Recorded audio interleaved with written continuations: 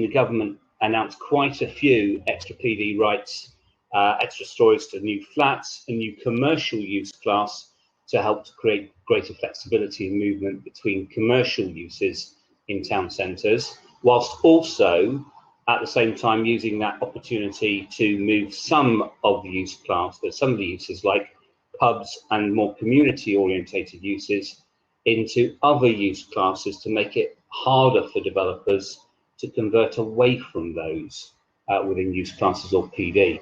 Some PD rights on conferred PD rights to residential use, the opportunity to knock down buildings and redevelop them, sort of a permission in principle, but with lots of other technical consents or technical boxes to tick afterwards.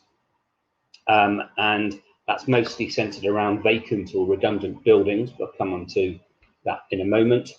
And as I say, protecting certain community uses like pubs, libraries, village shops and theatres.